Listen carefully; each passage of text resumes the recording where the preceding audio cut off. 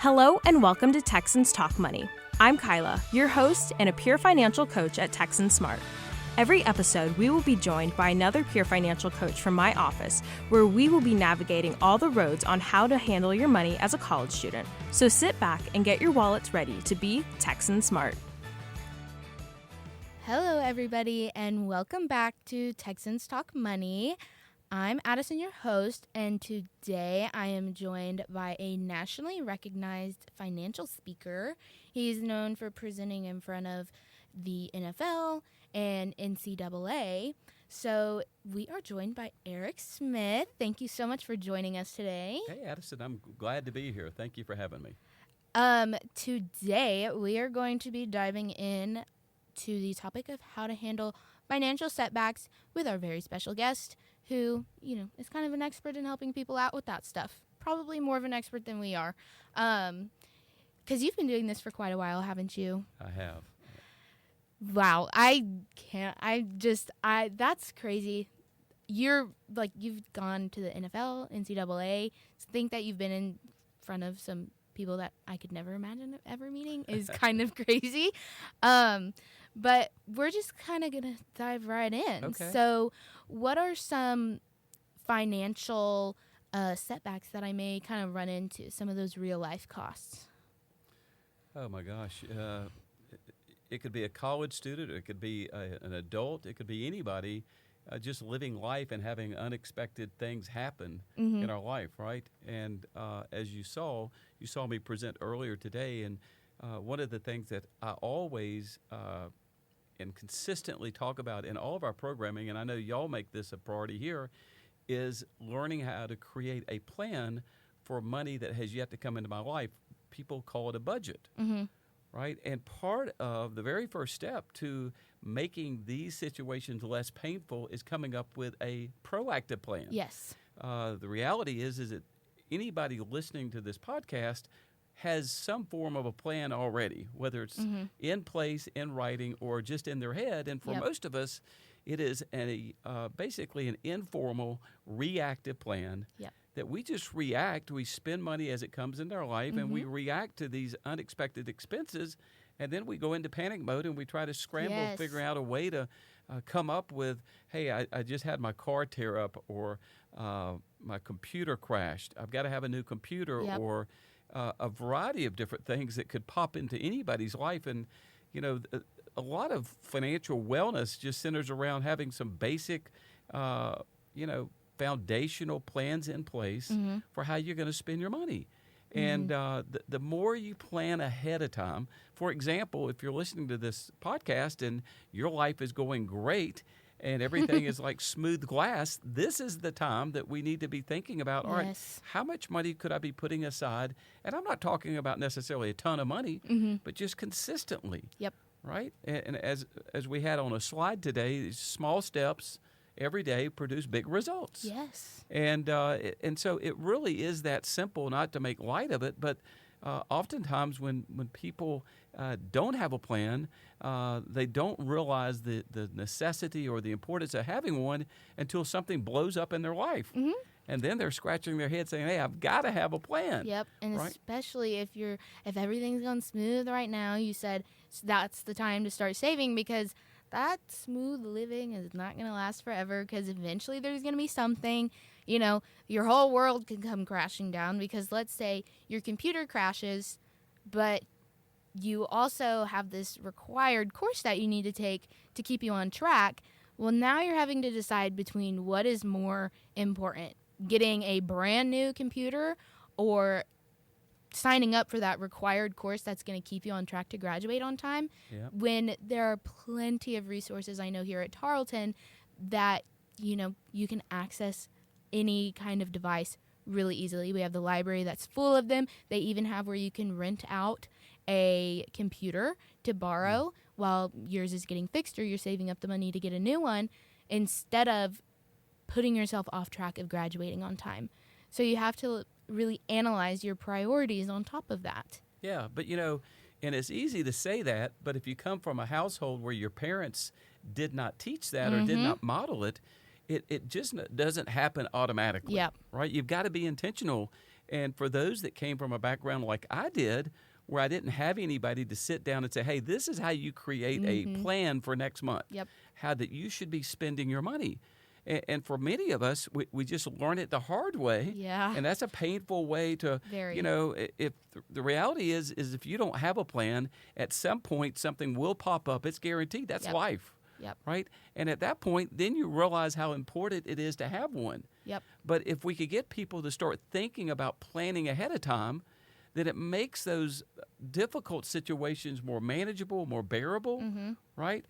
And so that's the beauty of financial literacy. Yes. And a lot of times people are intimidated or they're confused or they think, hey, this is boring. But really all it is just coming up with some practical life skills related to your finances. And because everybody has, their own unique situation, and maybe you have differing amounts of money. But we have a lot of things in common. We have a need to be able to plan to make our life better when those situations pop up, right? And so, and I think that, y'all should be applauded for having your student-ran Texan Smart group. You provide a lot of resources locally for the college students here.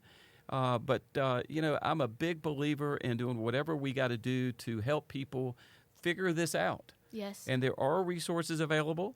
The reality is for many of us, no matter how much you plan, sometimes bad things are going to happen to good people. Yes, right? Always.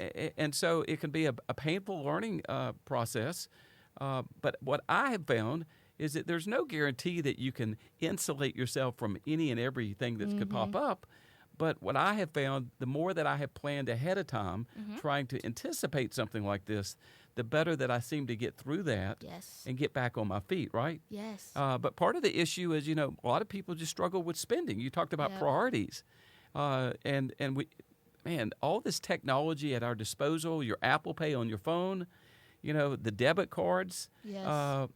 People are talking. I heard somebody today talk about going to a cashless society, right? And the reality is when we don't exchange cash and all we're doing is swiping, we're actually programming people to be really irresponsible sometimes with their spending because there's no psychological loss associated with that swipe. With a card because you still have it after you swiped it. Right. And so for a lot of people, though, Addison, say, hey, get your money, and I have done this myself, just get some cash. Yes. I know it can be inconvenient, go to the bank or credit union, but get cash once a month. Yes. And then use that cash envelope to pay for things that you pay for regularly. Everybody's life is different. Yep. Right? And whatever it is that we can use that's applicable to you, I'm a big believer that we ought to try it. Yes. I know when I got my first job at 16, it was not direct deposit. So every time I went to the bank, I had not opened up or I had not gotten a debit card yet. And so all of my money would come back to me as cash. I would go cash out my checks, and I also made tips. So all of the money I was spending was cash, and I was much more financially responsible when I had the cash instead of my debit card now, which is a lot easier because I put it into the back of my phone with my Texan card, and maybe my friends are like, hey, you want to go run to TJ Maxx with me real quick? I just need to grab like a white shirt. And I'm like, sure. And then we go walking around and I'm like, oh, I've been looking for something like this. And then I go swipe my debit card and I'm out $20. And you don't realize that because you're swiping it and you're not checking it or seeing, oh, I only have $15 in cash left.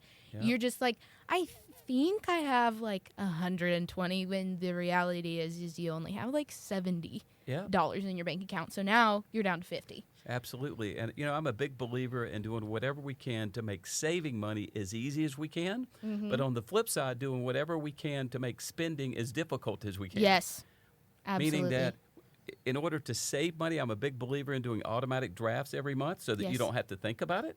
But when it comes to spending, I want to make certain that I am thinking about spending my money. Yes. Right?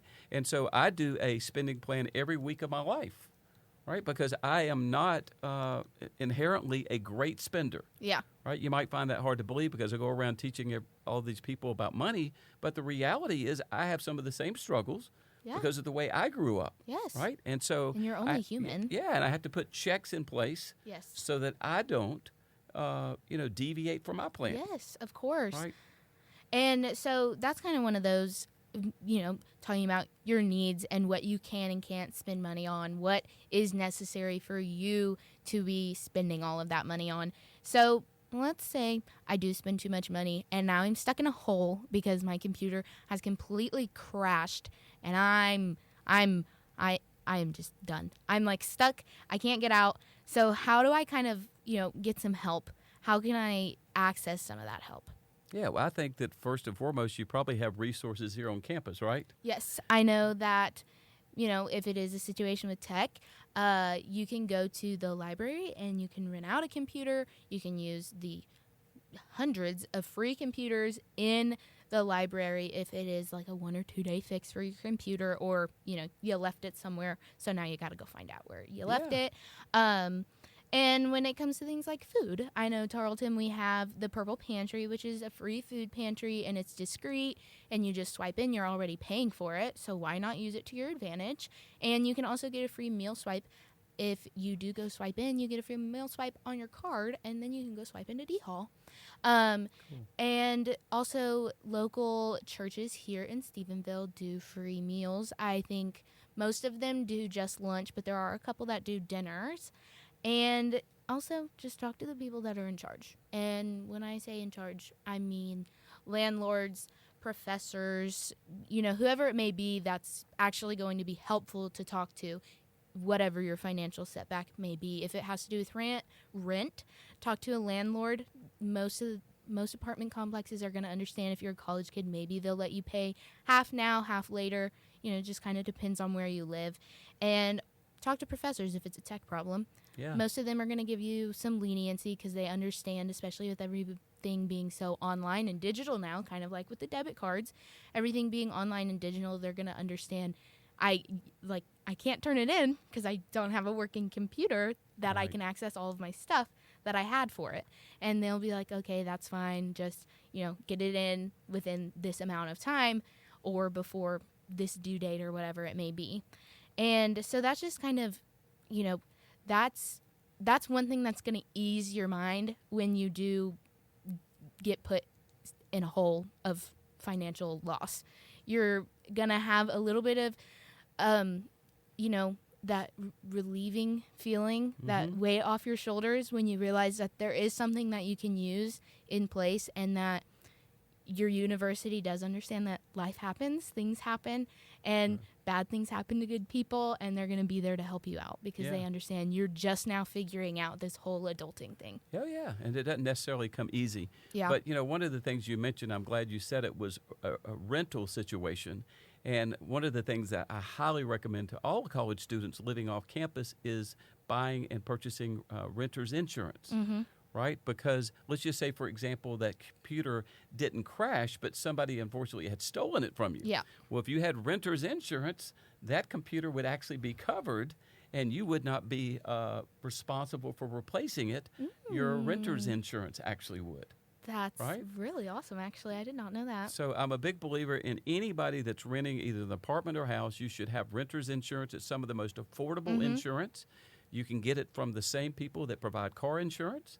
Another big company, believe it or not, I think it's called Lemonade.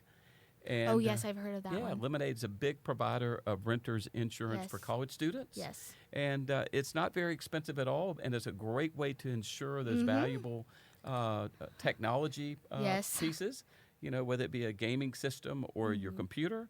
But I highly recommend that people consider purchasing that. And again, it just gets back to planning, right? Yeah. I mean, I hope that doesn't happen. Yeah. Prepare for the worst and hope for the best. Yes, of course. And then kind of going along with getting that help, whatever it may be, you can, generate some quick cash, the things that sound like, oh, that's such a high school thing. That's such a, a kid not in college doing the quick gigs or whatever you want to call them, which is things like babysitting, dog sitting, dog walking, tutoring, selling old books, and selling clothes that you realize I'd never wear those after coming to college. Those are things that you can think about selling, or doing those freelance gigs like tutoring, babysitting, dog sitting, whatever it may be. Those, whatever fits into your schedule, especially because then that's on your time and you're not having to find a job that's going to work with you and your schedule. And it's really easy to just pick those up really fast because you can adjust how much you may need to be paid within reason. Don't be crazy because then nobody's going to hire you for your help. But here's just a little tip. I'm sure you've told people this before, but you don't need a big income to handle your emergencies. You just need somewhere to start. You just need to have that proactive plan in place to respond to a situation. Yeah, the first step, right? But if we don't take that first step, then we're not going to go anywhere as far as putting ourselves in a better position. But that's it. It starts with one step, and maybe that step is just something as small as saying, hey, I'm going to start putting back $20 a month. Yeah. Right? Or $10. I don't know if y'all have Instacart here, but I do know that when my daughter was in college, she used to Instacart a lot. Oh. And, one of the benefits of having a gig economy, right? Yeah.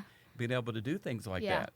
And I think for most people, now, if you don't have an automobile, all right, it does limit those opportunities. Yes. But for those that do have a car, I think there's a lot of opportunity out there if you're actually willing to do it. Yes. But, for many students, it's the first time that, hey, I'm away from home. It's the first time I'm managing my own money. Yes. Right? And I'm trying to figure out this time management thing. Right? And I'm not going to tell you that I did such a great job when I moved away as a freshman because I did struggle a little bit. I was a little bit probably immature at that time.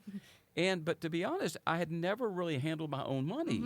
I always had my parents telling me what to do with my money. Yeah, your parents are always in your ear like, don't spend money on that. That can wait. Right. Or, no, you need to save it for this. I know that I've kind of been caught in that hole right now. My parents are like, no. Like, I'm not sending you money to help you with that because you got yourself in this situation. Yeah. So now you can, be upset about it and then be better about it the next time that you get paid or whatever it may be. Like, just be better with your money. Yeah. Well, there's value sometimes in getting burned and feeling that pain a little bit. Or your it's not are like, pleasant. No. But, No. Or whoever it may be that's helping you out. They're just like, no. Like, my mom was like, I'll send you money for gas, and that's about it. Yeah. Like, she was like, well, that way you can come she home. sent you that, right? I know. I was, like, praying. I was like, I don't know if you'll say yes or no, but I won't get paid till I'm back home. And she was like, okay, I guess I'll send you some for a tank of gas. I was like, thank you so much. Thank you.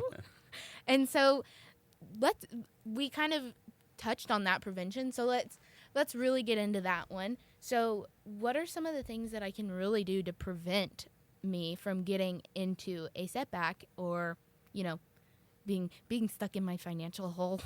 Yeah, well, I mean, first and foremost, it does start with a plan, not to keep talking and reiterating this point, but, I would challenge anybody, hey, just take a self-assessment and just be honest. Are you a good spender or are you a impulsive spender? Right?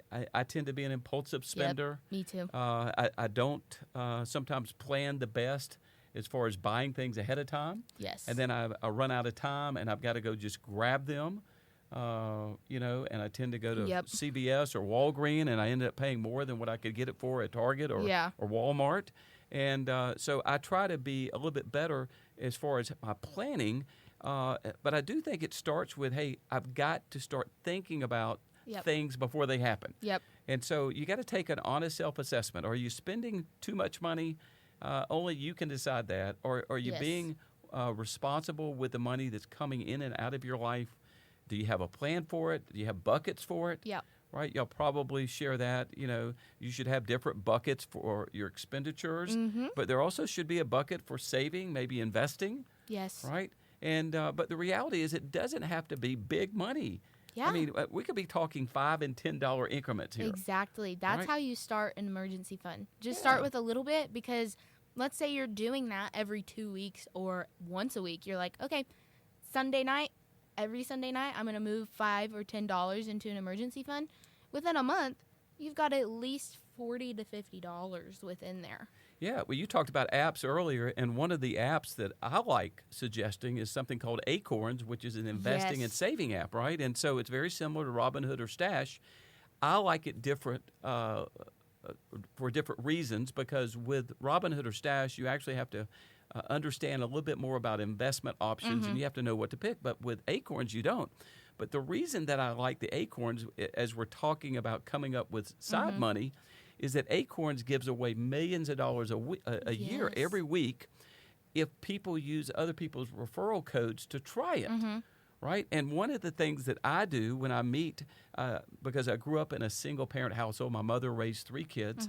When I run into single parents that are struggling financially, I try to do what I can to help them. And one of the things I always encourage is ask them to download Acorns. Yes. And then I always ask them to give me their share code.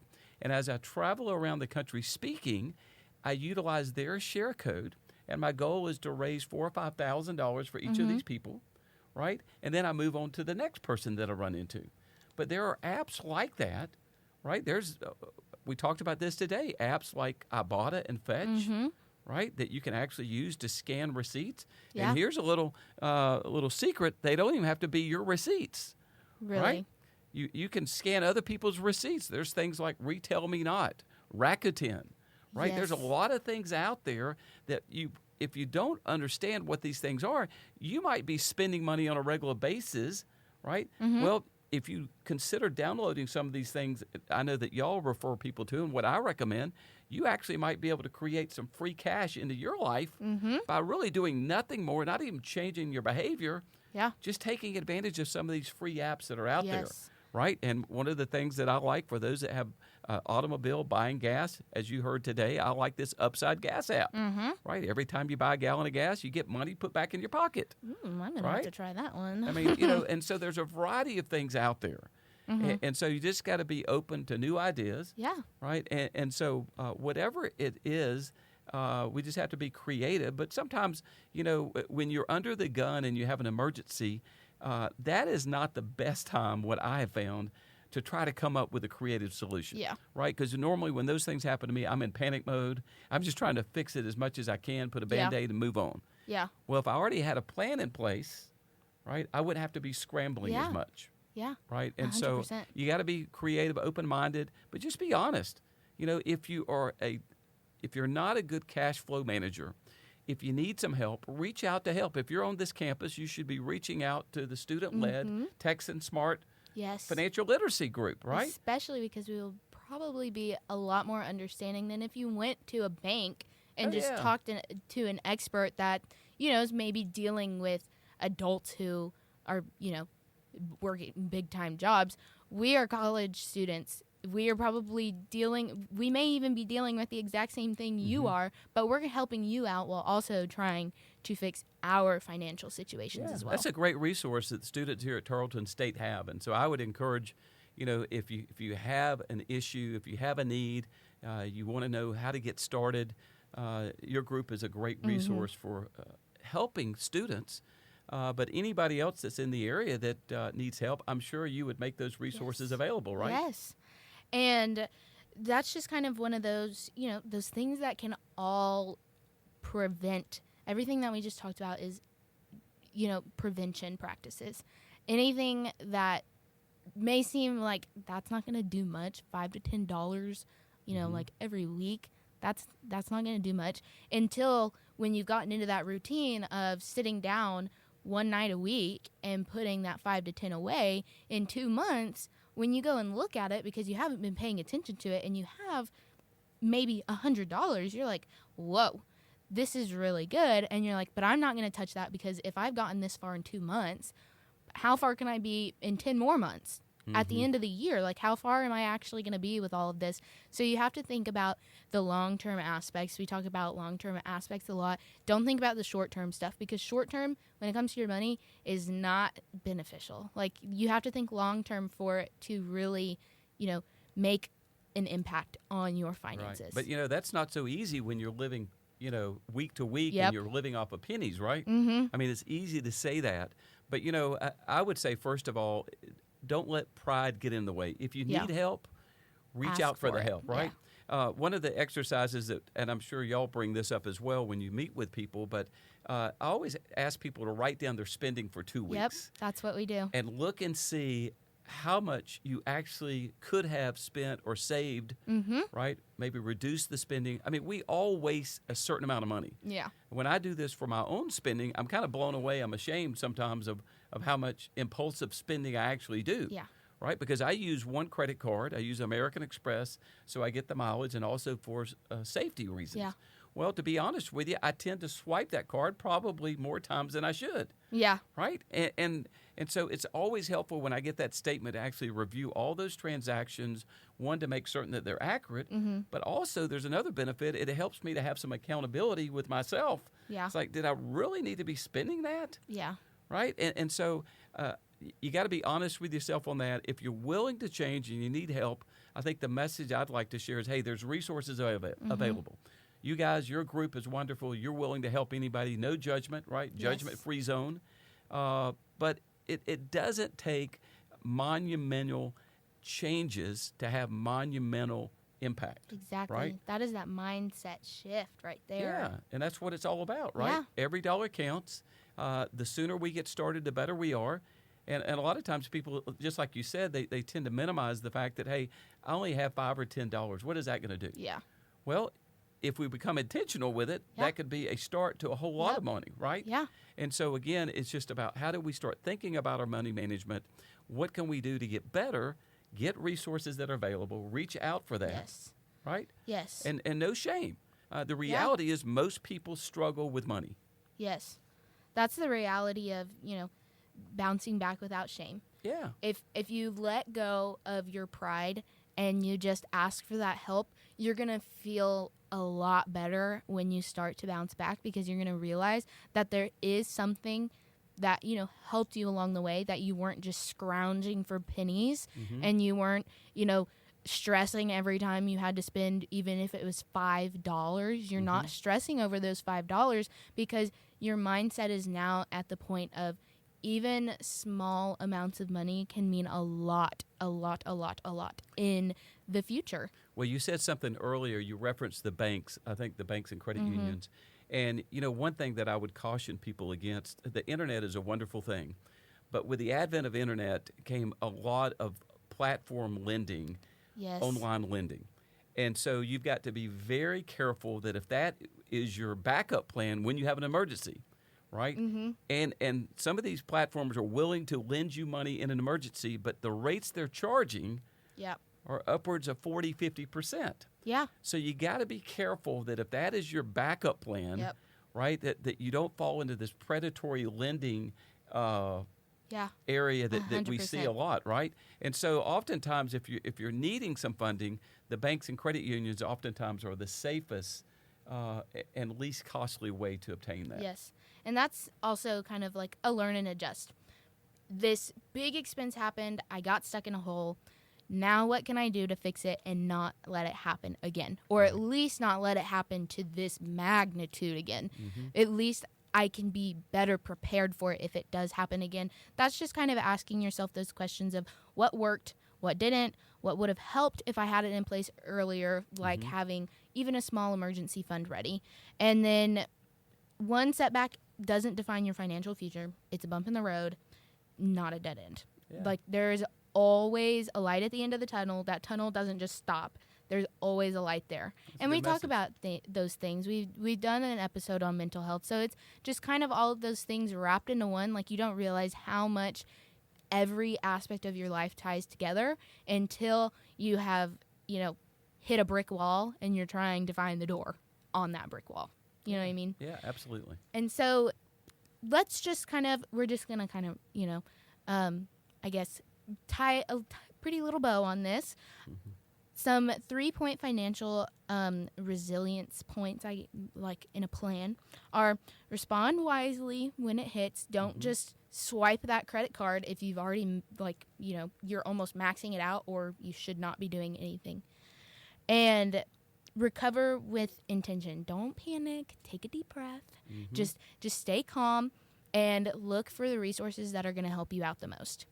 And then prevent through small, steady habits like those $5 to $10 into an emergency fund, whether it be once a week, every 2 weeks, whenever you get paid, whatever it may be.